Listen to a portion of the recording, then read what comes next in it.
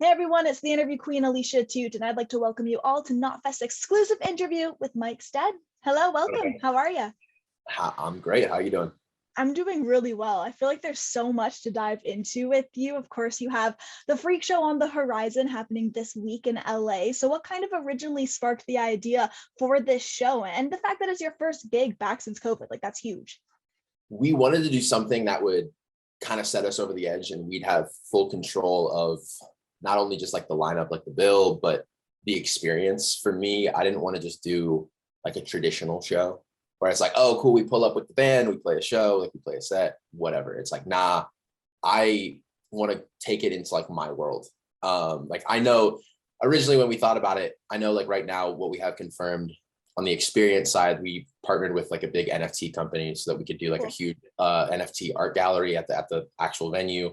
Originally, I was really pushing to do like have a live tattoo artist there, but obviously there's a lot of health codes and shit that I don't think through. Yeah. Stuff like that, just beyond the bill, just beyond like we have a ton of dope sponsors, obviously, like you guys and a bunch of other people, and having it be more of like a cultivated experience and like walking away being like, yo, that was like almost like a mini, tiny, like a little mini festival versus just like an average show. Awesome. No, Yeah. that's super cool. As soon as I saw the announcement and kind of NotFest were sending everything my way, I was thinking to myself, we gotta continue covering this. Like, it's just such a cool concept. The bill's great with all the bands that you're bringing in there. But just kind of going back to the whole 2.5 years since really hopping on stage, when it comes to what's running through your mind, are you a bit anxious, nervous, just purely psyched to get back up there? I'm honestly stoked as fuck. I'm the opposite of most people. Like I don't stage fright doesn't happen for me, and I don't know why. It's just my Amazing. fucking weird little squirrel brain that I get more like anxious over like small social situations with like 5 people than like if there's hundreds of people. I'm like, oh, hey, what's up, guys? Hi. It kind of goes over my head, but honestly, I'm just stoked to get back on stage and have the band. And I know the venue like 1720 that we're playing has an amazing like LED wall. The stage set, like the production's really Very good. So cool. it's like a full, you get the full force of everything. That's awesome. And of course, as I mentioned, the bands on the lineup are sweet. So if you were to give me three more acts that you could add to the show, who would be headlining if kind of budget wasn't a problem, size of the band, like it could literally be anybody? It would definitely stay in like the industrial realm, right? Like I'm close with Lex, the frontman of Three Teeth, for Mhm. example. And like Three Teeth fucks. Like that's just such a dope, like they're such a dope band. Like obviously if there's no budget, it's gonna be like Rammstein, Rob Zombie. I'm gonna name it like, obviously the massive fucking industrial guys that have really paved the lane. Um, but I know, for example, we did like originally I did talk to Lex and be like, yo, do you want to be a part of this? And it just the timing shit didn't work out or something like Mhm. that. But no, the lineup we have is great. I know Contra is really like their Contra Cult's really industrial. Slay Squad's super fucking heavy. And then the Haxons, which is a lot of people I don't think understand. The Haxons is Piggy D, so the bassist from Rob Zombie, and then Ashley Costello from New Year's Day. It's their side project. Oh, people are going to lose their mind when they don't Yeah, know so that. Show up and see them on stage. You're like, it's such a yeah, holy shit moment. fuck yeah. Like I love Ashley. I've worked with her before on a song, and she's a fucking sweetheart. And then Piggy's, I've been going back and forth with him like on Instagram, and he's super dope. And That's I'm sick. super stoked to like meet them and share the stage because they've been around. They're Piggy obviously is bassist of Rob Zombie. He's been around for a hot minute. No, it's But amazing. I think that's going to be a reaction to definitely catch. It's going to get a lot of oh people off guard. It's going to be so cool. fuck yeah. No, their side project is a little bit, I don't know how to describe it, more like goth Halloween rock. I don't know, like it's dope. I don't know That's how to describe it. enticing. No, it's super tight. That way it's like it's a little bit different than everyone else on the bill because like Slay Squad and Contra and I are a little bit heavier. So that way Mhm. it's you get a little bit more, like I said, a whole experience versus the same, I personally like a little bit more. So when I go to a show, there's a little bit more offered there versus Mhm. like 5 deathcore bands again and again and again. And it's like, yo, all right, I need a little bit of juice here. Give me Give me some variety. exactly. But yeah, Well, I no, know go ahead. Sorry.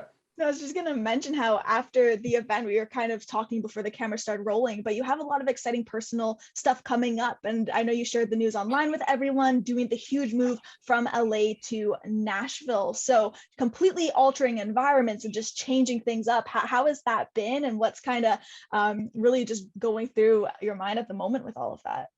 it sucks that I scheduled everything at the same exact time because I move a day after the show. So it's like advancing the show, doing rehearsals, doing all this shit mixed with moving is not a great idea on my part. Right. But no, I'm super stoked. I've lived in LA for 6 years. I've been here for a while and it's kind of become my home. I'm originally from DC and Nashville, I've never lived there, but my management lives there. I've got a lot of opportunities there. So it just made more sense. And I'm super excited. My room looks like I'm in my room. I'm like, this looks like an insane asylum right now. Because I've already moved half my shit. Like most of my shit's actually in Nashville right now. Okay.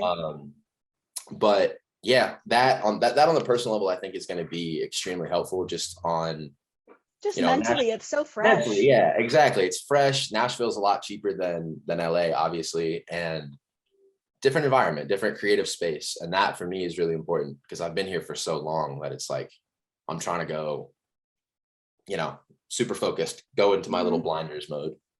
That's awesome. I'm really excited for you. I saw that announcement come through when you posted. I just thought, what a massive change, but it really seemed like something you kind of wanted and needed. So yeah, that's awesome. I'm excited to walk around Nashville and not fit in whatsoever. That's hell yeah.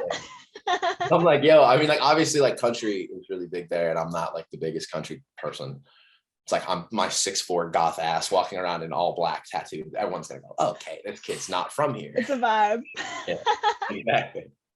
Well, I was really psyched when this interview got firmed up because I actually discovered you while hosting a Knotfest stream. We played Bees and I was just thinking to myself, holy shit, like this song is so dope. And you have such an ease and precision when you rap, but there's also so much angst behind it. It just completely caught me right away. So when did you kind of realize that you had this skill and wanted to turn it into something much bigger?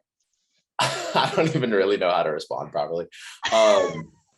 I don't know. Like I know I can rap, but it just depends. I go through like phases of being like, what the fuck am I doing? To then being like more on like, yo, I should really stick to the singing side of things. Okay. And then, or moments of being like, no, I'm gonna body this and like completely rap. Like, yeah, I had a session yesterday and I wrote like a 16 because it was a feature and I wrote that in like 30 minutes and the kid was like, what the fuck? And I was like, I don't know. I just write really quickly. And like, sometimes it just clicks, if that makes sense.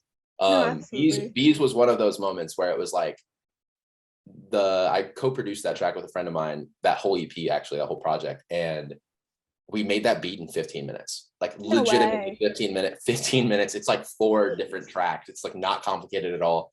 And I was like, fuck it. Like, let's just throw this on the EP for fun on like the last track. And then it ended up after I wrote it and I was like, oh, this is probably like low key. It's a lot of people's favorite from that project. It was mine, which is really funny. That was just like, you're like, oh, let's just throw it on there. It's like industrial drum and bass rap. And it's just like, yo, I don't listen. What is this exactly? That was the thing too. I think the reason it captivated me is we were having a live stream. We went from like classic metal to some super heavy new stuff, some death metal. And then they threw that into the mix. I'm like, hell yeah, let's try this out. And then I was just so thrown off by how many different nuances were in there, but it worked. Like, and I mean that as a compliment. I was just like, what the hell? This is so good. So I know exactly what you mean. It's so different. I mean, my goal is to make something different, obviously, because especially in the rock world, a lot of the stuff is regurgitated, in my opinion. But that way it's like, yo, you're adding something new to it. And like, obviously I have the band and I have the guitars and like everything like that. But it's really interesting for me because I love to mix like heavy electronic elements with my production. And then that way it's more obviously in the industrial lane, but it's modern and it's different. That way it's standing out in itself. Mix that with the rap. And then it's like, all right, what the fuck's going on now? Because like there's another track on that EP, the title track, Revenge, is like that, where it's like the sample is, I think it's like a synth actually, but it sounds very guitar based. But that at a festival, I know like Welcome to Rockville just used that in their promo for my announcement, where it's like, I was surprised. I thought they'd use more of like a metal song or something like that, but they're like, nah, like this shit goes off. So I don't know. That's dope. Well, the last thing I wanted to ask you about today is a post that you shared, which I absolutely loved. And it was simply, it's okay to be different. Blending in is boring, because I could not agree more with that. So what would you say are some of the things that make you truly different, whether fun hobbies you like, bands that aren't as popular, just personal quirks? Oh, I don't think we can go into personal quirks. You're going to realize I literally have the brain of a squirrel. Too much pressure. I'm already panicking. I don't know. I mean, I obviously, like any musician, especially people that produce and write their own music are kind of a shut in. That's, you end up spending a lot of your time in your studio and kind of writing a lot of your music. But I mean, I like to do shit outside of that. I snowboard, I paint, I draw, I do all that, you know, different shit on the hobby side of stuff. But I think it's more of just trying to stick to being like inherently yourself, not giving a fuck. I don't really care. Hell yeah. I did a podcast, like I had a podcast collab yesterday that like in the podcast I say, I'm like, I don't really give a fuck. I'm not trying to be, I know that not everyone's going to like me, and I'm okay with that. So for me, it's like just wearing it on my sleeve and being like, yo, I'm not for everyone, but a lot of people are going to fuck with this. And so just sticking with your talent and your lane and your unique way. I mean, like, look at totally different genre, but look at Tyler, the Creator. And he's such a, like, he's so in his own way and in his own lane that no one can say shit. No one's like, everyone's like, yep, that's just Tyler. And that's something that I've always stuck with, is like, you know, growing up, I didn't listen to like traditional rap. Like I didn't listen to like Lil Wayne or Eminem, shit like that. I listened to more like East Coast hip hop, like MF Doom, Big L, Big Pun, like Gang Starr, shit like that. Yeah. And I just had this mentality of just like, you know, doing your own thing and sticking to your own way. And I think that is really what's going to separate people, having this like unfiltered version of yourself. And people tend to grasp onto that and go, yo, this is kind of dope. I fuck with this. Seriously, being genuine and authentic always draws people in. Like for me, I was such a weirdo growing up. I loved comic books, wrestling, and then metal music. So as a young girl growing up, everyone was like, what the fuck is going on? And I was obsessed with it. So growing up, I was just like, you know what? People don't like what I'm into. Screw it. And I just kind of kept in my own lane. And now, you know, it's what I get to do for a job, just like what you're doing. So I totally get where you're coming from. Exactly. Oh, I was a weird little kid. Trust me. Like everyone has that stage. I was the little fucking emo kid. Trust me, I went through that. I never grew out of it. But that being said, it's like, yeah, if you stick to your guns and you stick to your own lane, I think that's where you see success, not only in like a personal realm, but also in like your career. Absolutely. I feel like those are just the best parting words. That was beautiful. Yeah, I don't know. I'm trying my best here. And the squirrel brain develops. Look at it. It's a natural course. Oh, yeah, unfortunately. No, that's awesome. I just want to say thank you so much for taking the time for coming on here. It's been great being able to shoot the shit with you a bit more. So thank you. Thank you. It was a pleasure meeting you. I appreciate you having me on. Same to you. To everyone's watching, this has been Mike Stead. Be sure to check out knotfest.com for plenty more exclusive interviews and features, and we'll see you on next time. Bye, everybody.